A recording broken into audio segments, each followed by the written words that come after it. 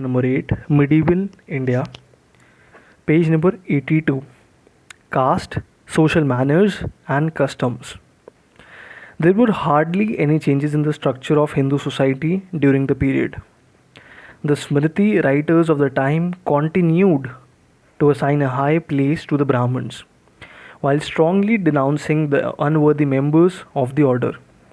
According to one school of thinking, the Brahmins were permitted to engage in agriculture not only in times of distress but also in normal times, since officiating at sacrifices, etc., did not furnish means of subsistence in the Kali age.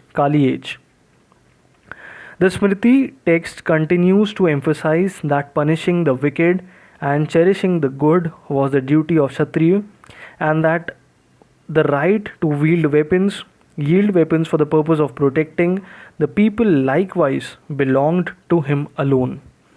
The duties and occupations of the Shudras and their disabilities were more or less repeated.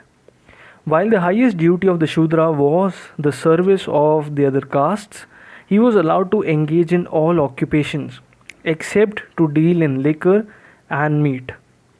The ban on the study and recitation of the Vedas by Shudras was repeated, but not on hearing the recitation of Puranas. Some writers go as far as to say that not only eating a Shudra's food, but also living in the same house with him, sitting in the same court, and receiving religious instructions from a learned Shudra were to be avoided. This may be regarded as an extreme view. However, the severest restrictions were placed on mingling with the Chandalas and other outcasts. There was little change in the position of women in Hindu society. The old rules in enjoining early marriage for girls and the wife's obligation of service and devotion to the husband continued. Annulment of the marriage was allowed in special circumstances such as desertion, loathsome diseases, etc. But not all writers agree with this. Widow remarriage is included. Widow remarriage is included among the practices prohibited in the Kali age. But this apparently applied to the three upper castes only. Regarding the practice of sati, some writers approve it empathetically, while others allow it with some conditions. A number of travelers mention its prevalence in different regions of the country. Ibn Battuta mentions with a horror scene of a woman burning herself in the funeral pyre of her husband with great beating of drums. According to him, permission from the Sultan had to be taken for the performance of sati. Regarding property, the commentators uphold the widow's right to the property of a sonless husband, provided the property was not joint, that is, it had been divided. The widow was not merely the guardian of this property, but had the full right to dispose of it. Thus, it would appear that the property rights of women improved in the Hindu law. During this period, the practice of keeping women in seclusion and asking them to veil their faces in the presence of outsiders, that is, the practice of parda, became widespread among the upper class women.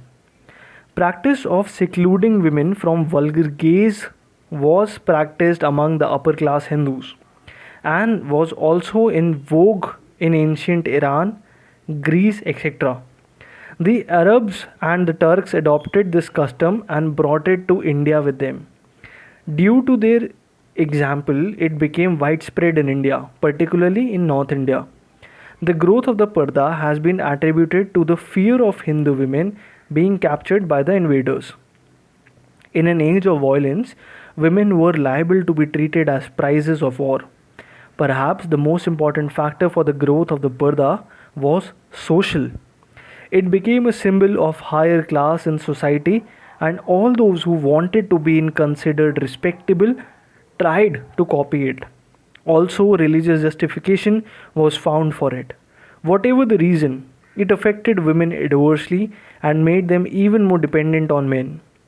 During the Sultanate period, Muslim society remained divided into ethnic and racial groups. We have already noticed the deep economic disparities within it. The Turks, Iranians, Afghans, and Indian Muslims rarely married with each other. In fact, these sections developed some of the caste exclusiveness of the Hindus. Converts from lower sections of the Hindus were also discriminated against.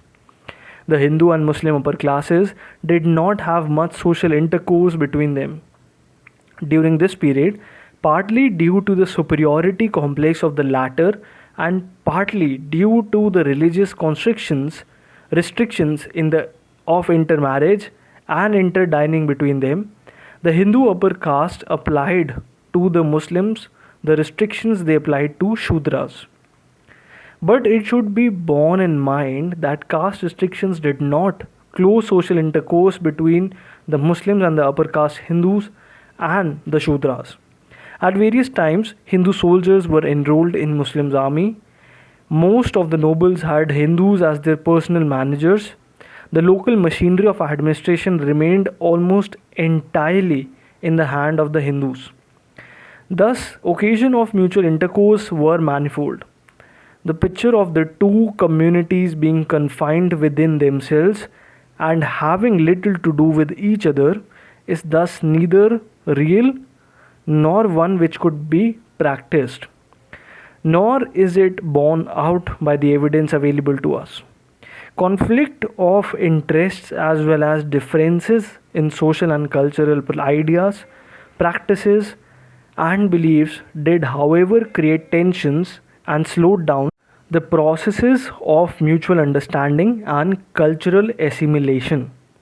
These will be dealt with in subsequent chapter.